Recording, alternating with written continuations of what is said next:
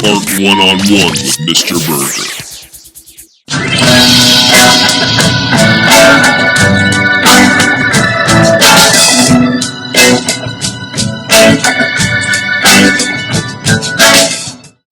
Welcome to another episode of Art 101. I'm Nichole Jordan, your pod boss, alongside your professional artist and master educator, Mr. Burgher. How are we this afternoon, morning, evening, whatever time it is?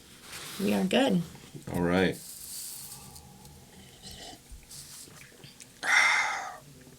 Getting into the Halloween themes a little bit.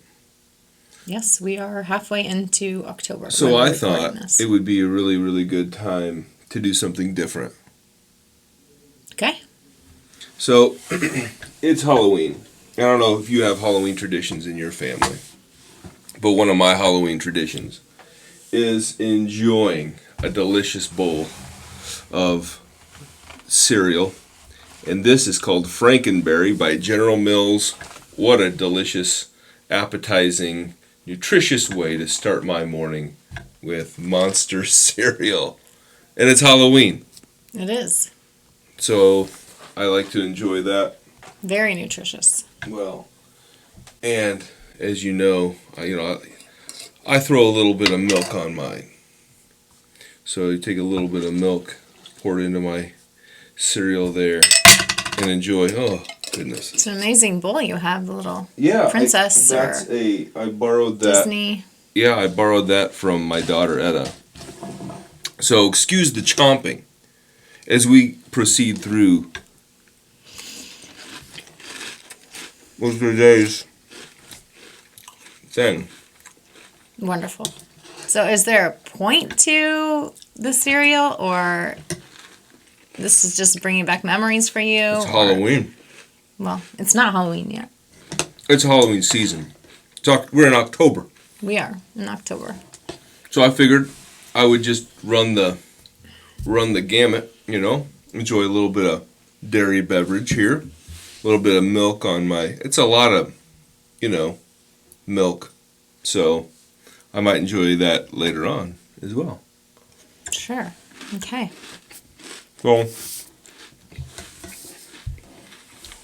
So where would you like me to go since you're directing the... I'm not directing. I'm just putting a little beginning intro in. And so this is the intro. Me enjoying cereal. I see. Well, yeah, Drake, my youngest, it's his birthday, October 28th. So that would be my big Halloween tradition. We always have, or had, he's 14 now, so it's been a couple years, but we always had haunted houses for his birthday parties. And it was, my older kids highly enjoy scaring all the little kids that came over. Some of them cried during the haunted house, but for the most part, it was fun. That's one of my favorite traditions. My oldest born, my first daughter, my first child, the child that made me a father, who, I'm not going to get into the story of Kennedy, but she died shortly after birth, and I don't want to get into it, but her birthday is on October the 24th. So 2 birthdays during the month of October. Yeah. Well. So I figured a little, nutritious way to start the podcast. Quit saying that's nutritious, because that's like eating candy. Shut up. That is purely like eating candy. My friends at General Mills know the best for me. And this is... I was never allowed to have that cereal growing up. This is a good source of calcium. This has got 14 grams of whole grains per serving. Interesting. How many grams of sugar? I'm not worried about that, but what I am worried about are the 12 minerals and vitamins that are in each serving. Yeah. So if you want vitamins, minerals, calcium. Calcium? Oh, that's your milk that you put in there. Does it say It's calcium a good in it? source of calcium. No, I'm sure it is. Check out your local grocer and ask them for a box of the Franken Berry. It comes in all kinds of flavors. We'll talk about the other flavors as we go this month. Oh, I'm so excited. Speaking of boxes, how about we move into our Ask the Art Guides? Oh, yeah. Box. Ask the Art Guides. Another friend of ours at Lawrence King Publishing has got this great set of,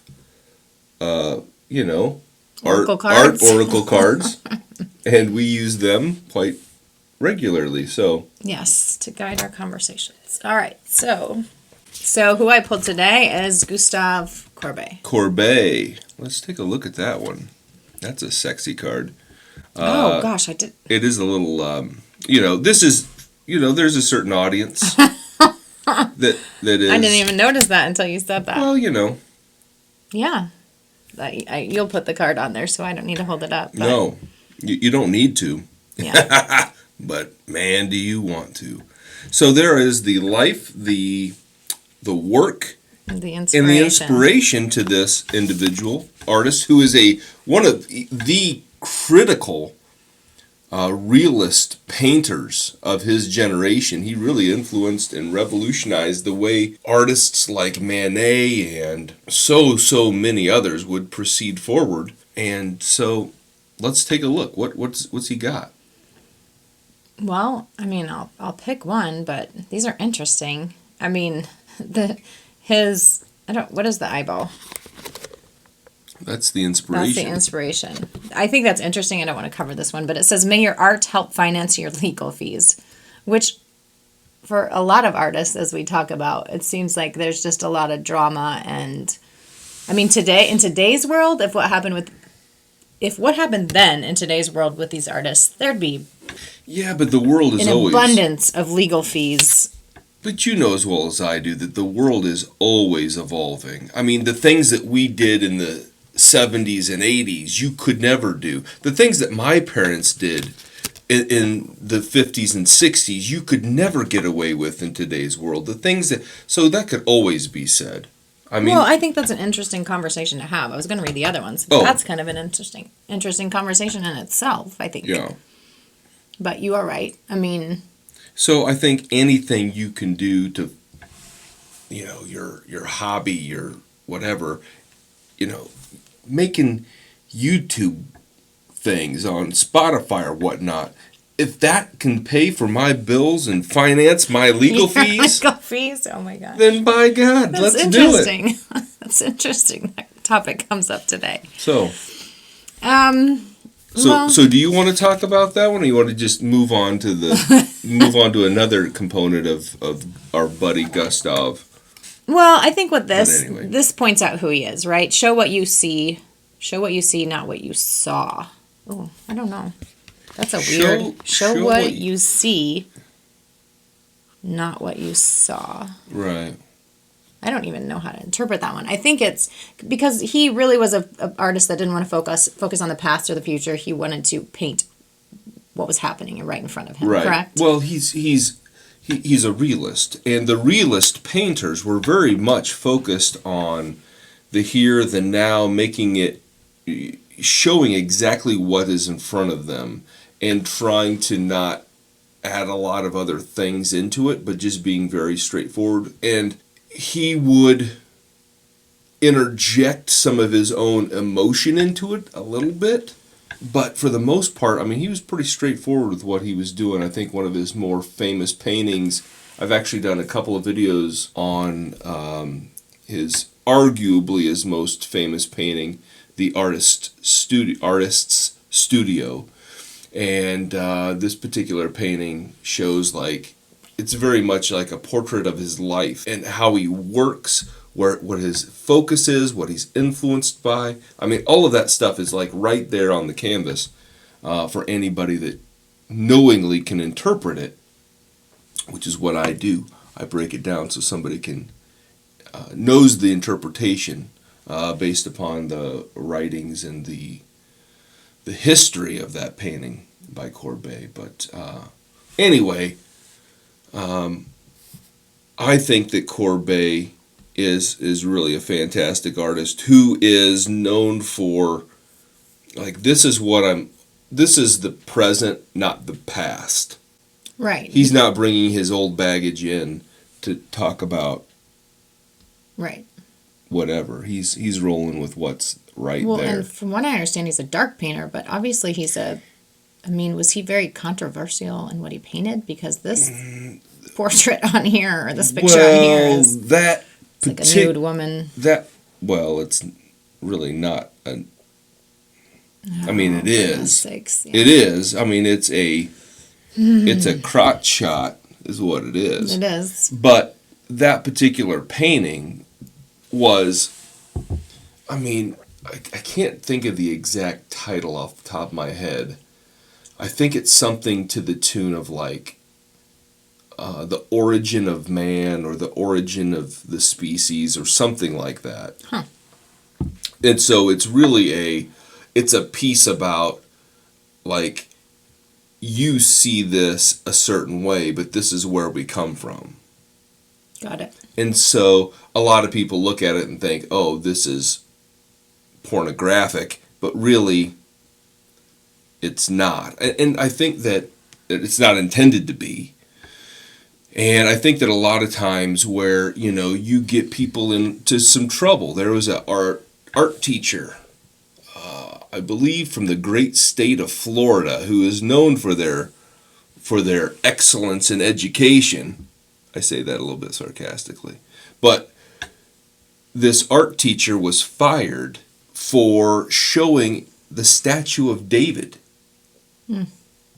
The statue of David, which is a Renaissance masterpiece by Michelangelo Buonarroti. And what do? You fire this guy for showing a masterpiece of art. What the hell are you supposed to do, you moron? Are you supposed to be showing Thomas Kincaid drawings of little cottages in the woods because that's what your grandma decorates her house with? Or are you supposed to show the masters of art? Yeah, that's probably what you're supposed to do. You can't show the statue of David because there's a penis on the front of it. You can't show this particular painting because it's of a vagina. You can't show a painting about two men or two women who love each other because, by God, you're going to corrupt somebody. You can't show this because of that. You can't show that because of this. There's a million reasons why not to show art, so we're just going to scare everybody by saying, by God, if you read this book, you're going to turn into a raving lunatic. If you listen to that music, you're going to be the devil.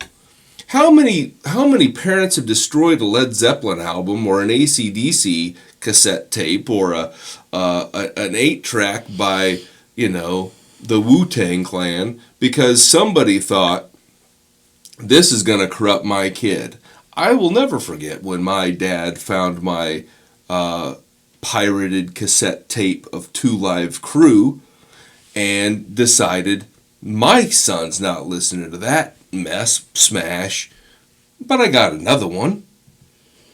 That's what kids do. Since Elvis Presley was wiggling his hips on the television and parents thought, oh my God, he's going to corrupt my daughter or son or them.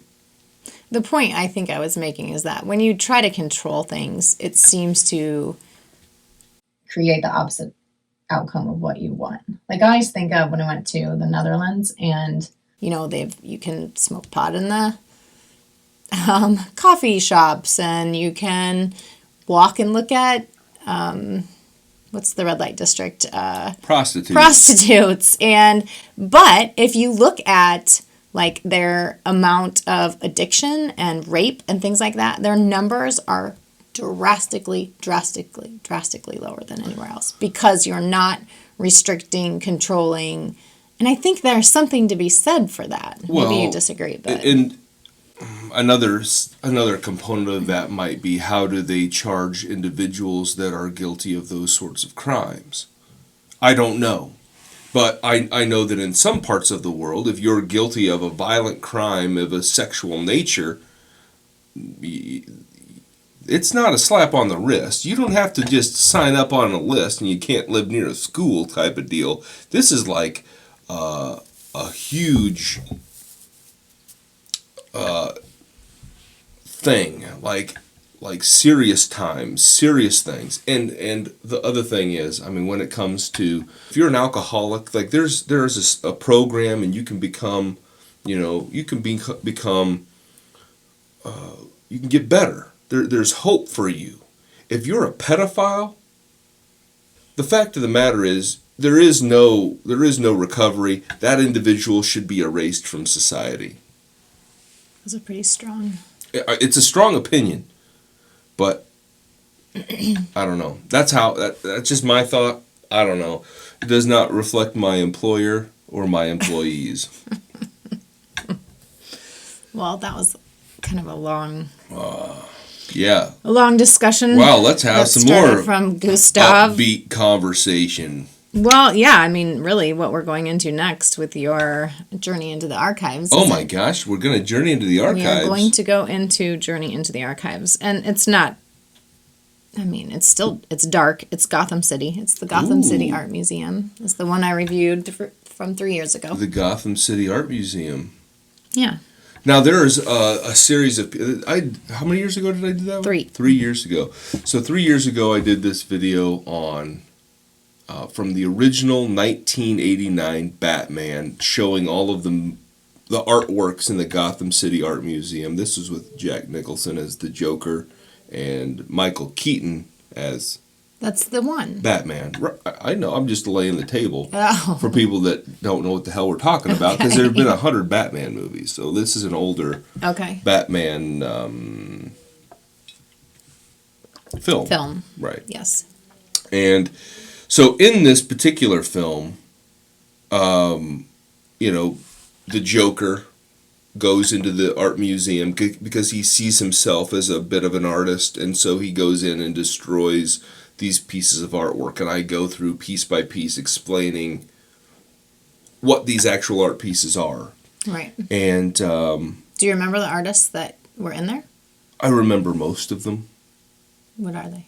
I mean, I don't know every single one off the top of my head. Well, I know. I'm just quizzing you. I know that there's a Egyptian piece. I know there's a couple pieces by Degas.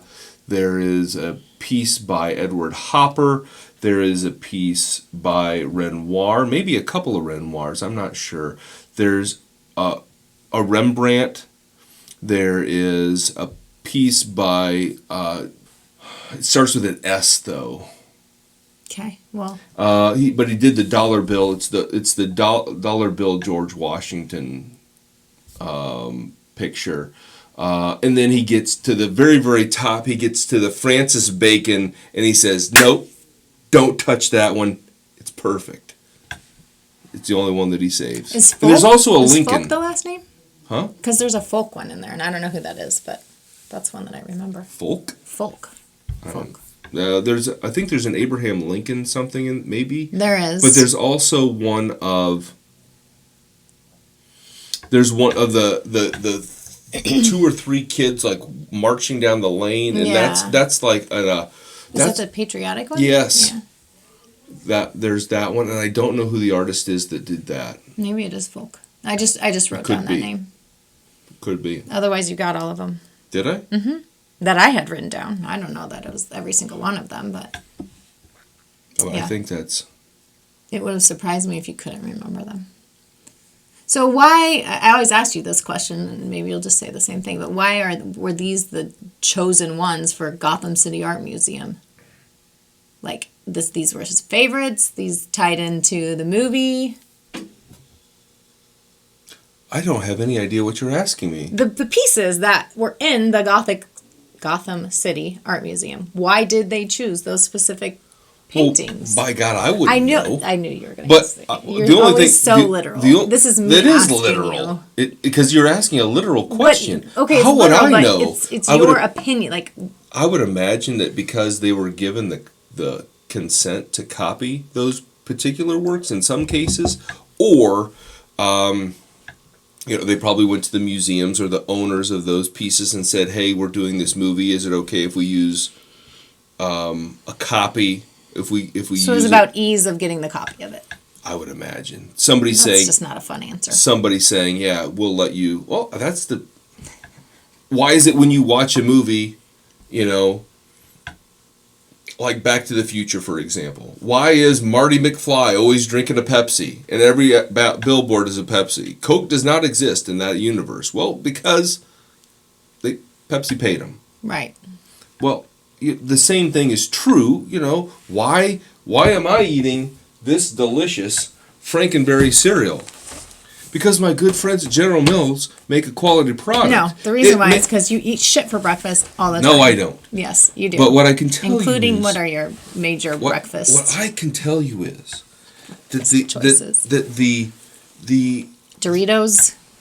Doritos is a great family product. I'm sure that's nutritious too. I don't know how nutritious it is. I've never looked at it. But what I can tell you is it's a delicious product that I would love to have as a partnering sponsor of Art One-on-One. Get off of the Mr. sponsors Burgher. and get back to my question. But this product is a great product that I'm proud to have. And you better hide it because my kids will eat it if you don't. And similarly, I would say that maybe they just like these quality pieces of artwork and they're like, you know what, we'll just put them on there because they're probably old enough that it's fair use. There probably is no copyright.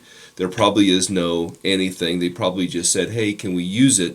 And if they would have said no, they're probably going to be like, well, it's parody, which is protected by the Constitution, so it doesn't matter if you say we can or we can't. We're just asking because we're being courteous. How? I don't understand in that depiction in that movie how that would be a parody. Because it's clear that the Joker is not actually an artist. The Joker is not actually a person. And that museum is not actually an art museum. And that those actual pieces of artwork are not actually being defaced by a comic book supervillain. And so it would be a parody. Which, again, parody just like on Saturday Night Live, just like Mad Magazine, just like a million other things, just like Weird Al Yankovic, those are all protected by the United States Constitution as parody is protected speech. It's a fact. Now, maybe it won't work in Zimbabwe. I don't know. I don't know what their laws Why are you even bringing that up? Because I'm just saying, like, there may be some other country. I mean, there's people from other places in the world besides our country that are watching this silliness. And they might say, well, geez, protected speech, I can do whatever the heck I want. Well, that's not exclusively true everywhere. Right. Parody, it may not be protected everywhere. If you make a joke about the president of Zimbabwe in Zimbabwe, that might be a crime that you want to be aware of before you start making jokes. I'm just saying that. You're just a vast book of knowledge. You go to North Korea and start making jokes about the government in North Korea, you're going to be in trouble. That much I do know. In the United States, you can make fun of the president. You can make fun of the Congress. You can make fun of the... Well, look at our presidents. That's why. Our presidents are old jokesters, you know? Chauvinist pigs. Sorry. They can be one or the other. Interesting. Anyway, not to be political. No. I know nothing about politics, so... Clearly. Don't ask me any questions about politics. No questions. Doesn't interest me, and I have no opinion on it. Well, you clearly have an opinion, but... I have no opinion. You just said chauvinist pigs. Well, you don't know who I was referring to. Anyway, Gotham City. Anything else you want to talk about that particular video? The one thing I do want to talk about that video is, where is it? Out of 1 to 10 on the Nichole Scale. Oh, I didn't think we were going to do that anymore. Are we not doing that anymore? Yeah, I think, because I was like, it was, yeah. I don't because think we should do because that the last video... like we did on Pizarro, I believe. Is that what was last week? I have no idea. I'm pretty sure it was the Camille Pizarro video. Yes, it was. Last week, my producers are telling me that yes, it was the... I'm just kidding. There actually is... We're the only ones here. You're an idiot. I wanted it to seem like a bigger production than it really is. This isn't just, a couple of phones and a computer. This is a bigger operation. This is a multi-billion-dollar corporation. We're sponsored by frickin' General Damned Mills, for crying out loud, who makes a great, delicious product at Franken Berry cereal. But what I do want us to recognize is that, where was I going? Gotham City. I don't know. I asked, is there anything else you want to talk about in Gotham City? It was the Nichole Scale. The Nichole Scale. Yeah. So I was just making a joke of the size of the production. Yes. But Pizarro. anyway, but yeah, with the Pizarro video, you never really said what it was on the Nichole Scale, and so I didn't include it. I think that's a boring part that nobody really cares about. So I think we should just scrap. So you just want to say, here's the video. If you just what's interesting from the video, or like pointing out the video and like my scale that's just my opinion, which really, especially regarding art, does not matter because I don't know a lot about art. Well, is there anything? Well, I think then the broader question would be, then, if the scale doesn't matter, what from the video? What questions do you have that come from the video? I asked you my question. There's nothing really. I just wondered why they chose those specific paintings, and I don't know. That's just always interesting to me, the history behind it or the choices or whatnot. But I'm not a fan. I mean, I don't love Batman movies, so this would not rate high on my scale. So there's no... just like Star Wars, you and I are not... We're not talking about your scale. No, we're not talking about your scale anymore. The scale of the video is apparently irrelevant. It's a lot of... I think it was interesting for me where those pieces were. Like, I thought it was cool that you were like, this one is in this art museum. This one is here. Right. This one is the only one that's in a city. Like... Owned by a city. So... I do think that information is cool. Which is the three, I think is it two or three? Is it the drummer and the flutist? Is it two? Is it two kids? It's three, I thought. I thought it was three too, but... It's three. There's one in the middle and one on each side. I haven't seen the painting in so long, I can't remember. I know there's a drummer, I know there's a flutist.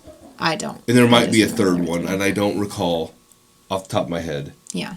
But that being as it is... I think it's just a fun... Like, when you dive into... I like when you just take random... Well, like, filmmaking in general, I think it's interesting how art influences that. Yeah. And so, the video itself, I think, is interesting from that perspective, which really kind of leads me into our next video, if you want to talk about that. Because it's on Edward Hopper and Hopper's influence on films. Oh, yeah. That was your video from last weekend? Last weekend? Yeah, Edward Hopper very much had an influence on film, and I had done some research on various films that he had influences on, and particular artworks that influenced specific films, and I thought that was kind of interesting. I think that generally speaking, people are interested in films and why directors or whether you're talking about the film director or the director of photography or whatever, what their influences are. And we can talk about a film like Batman and Tim Burton and his influences and his being influenced by fine art and things like that. Or you can talk about all of the directors that had been influenced by Edward Hopper and his works. I think that there were a couple of examples of the same director in multiple films.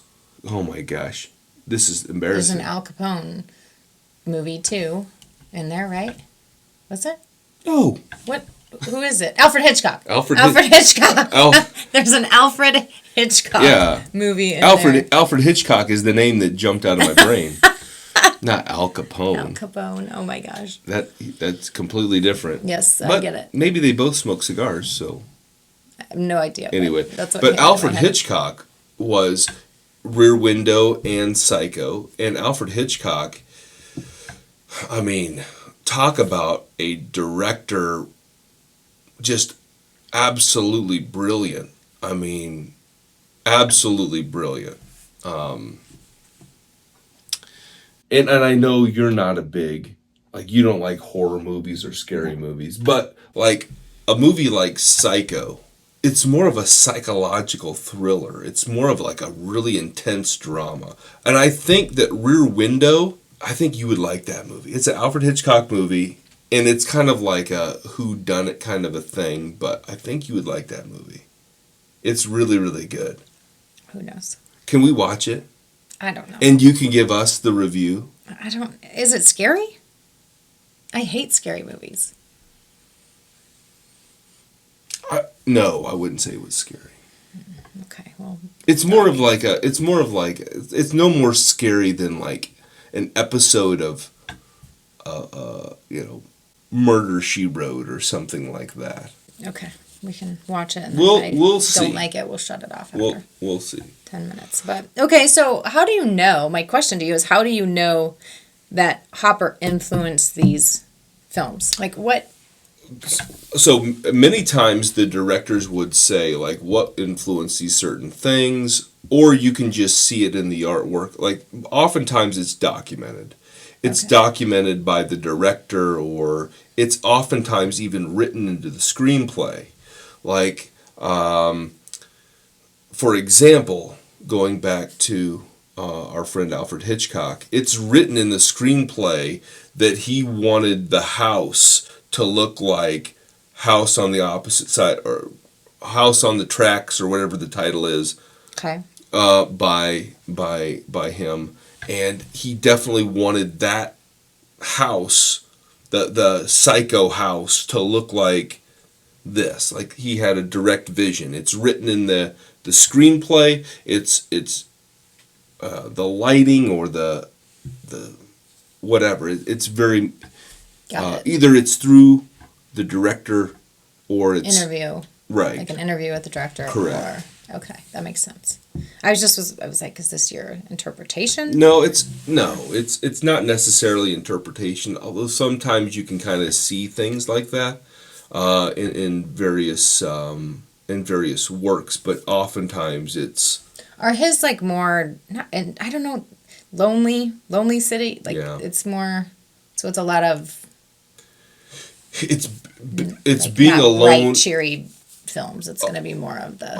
Not necessarily. Like, there are a couple films that are kind of silly, goofy kind of films that he has an influence on, but that's very much Edward Hopper's thing. Like, you've got this city of millions and millions of people, and you're all alone.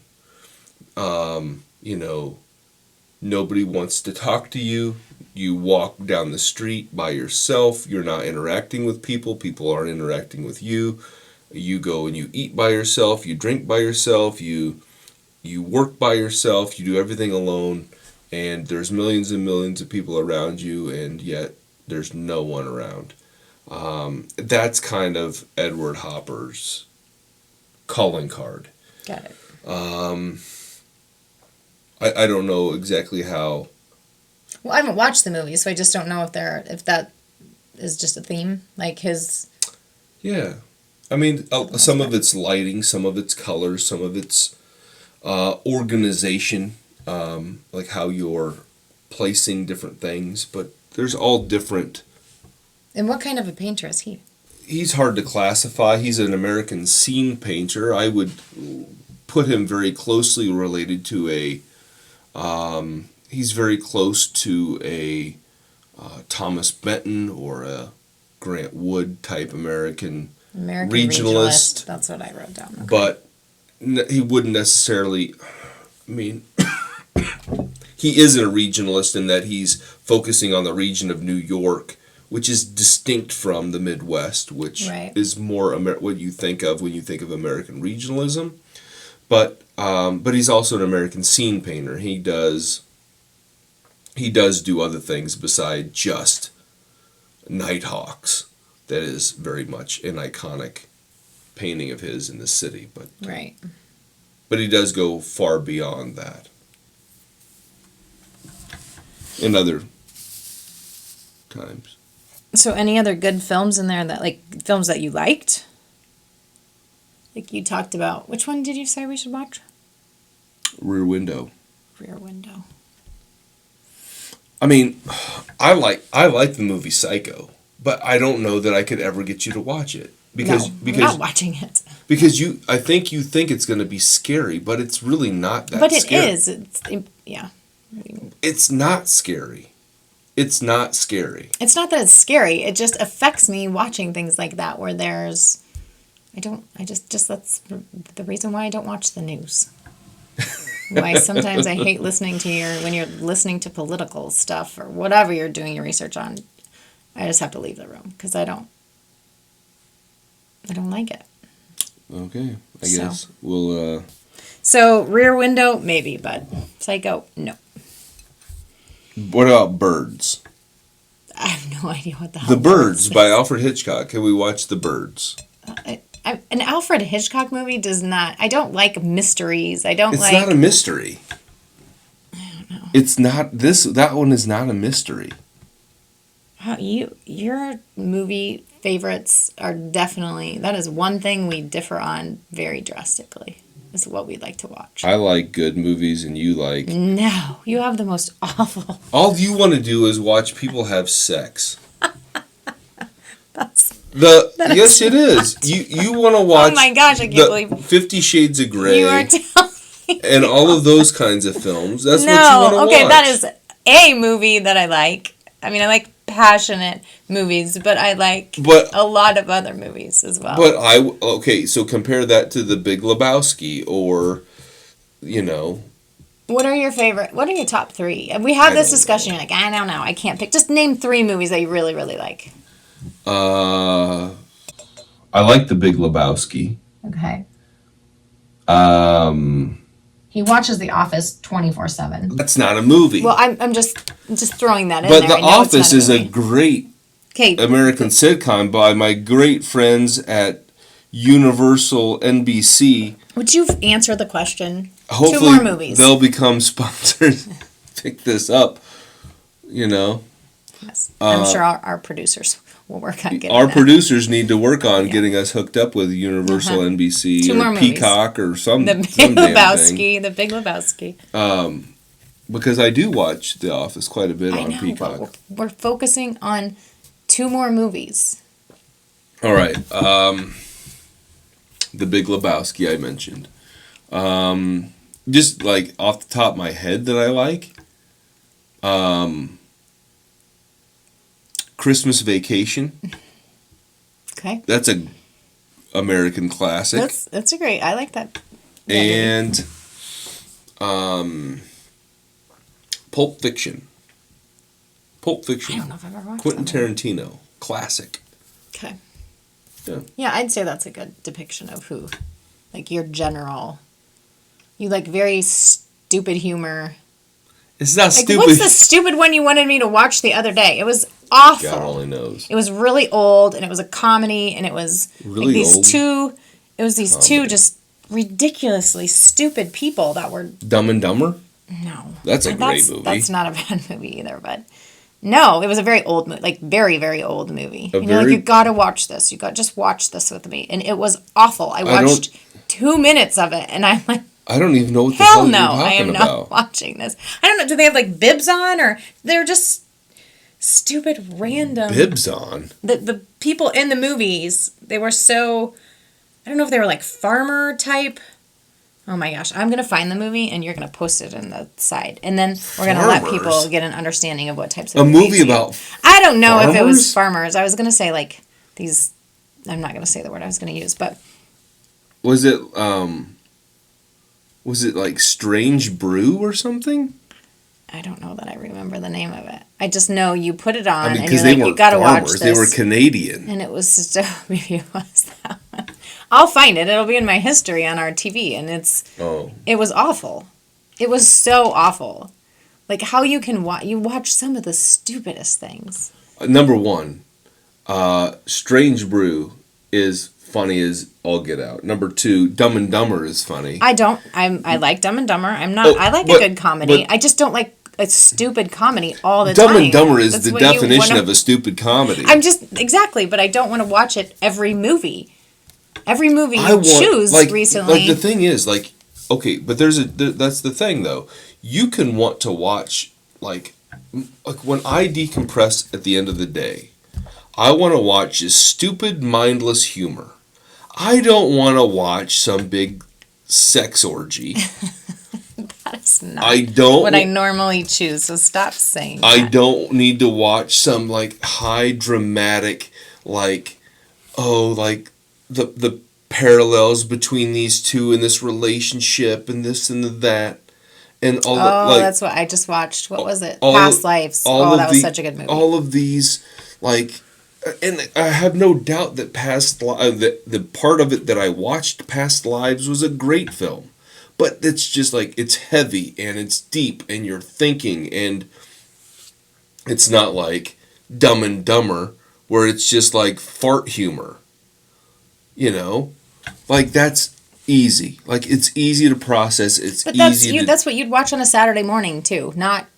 That's not true. You don't want to watch something deep anytime or sad or... I don't want to watch things that are going to be sad. I don't want to be... Like, I'm not entertained by being sad, by being angry. I'm not entertained by those things. But you're entertained by Psycho. Yeah. I mean, I think it's a good... I wouldn't say that, like, I wouldn't watch Psycho 50 times a year. It's not like I'm watching it every week. But every once in a while, an Alfred Hitchcock film is just fine. Okay. Wonderful. Well, you got to know a little bit about us and our movie preferences today, although mine was not properly.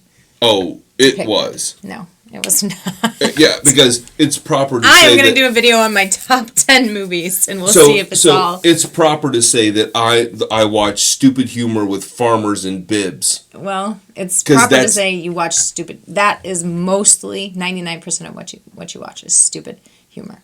Okay. Bad comedy. Some of it's good comedy, but some of it's really... The Office is a classic. Comedy. The Office is a classic, and I can handle watching The Office every once in a while, but every night... Every time I turn it on, you're like, turn this off, turn it off.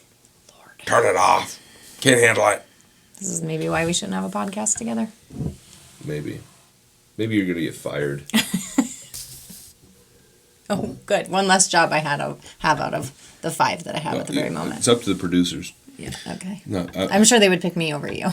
Okay, we'll have an art podcast with somebody that knows a ton about art. You. Okay.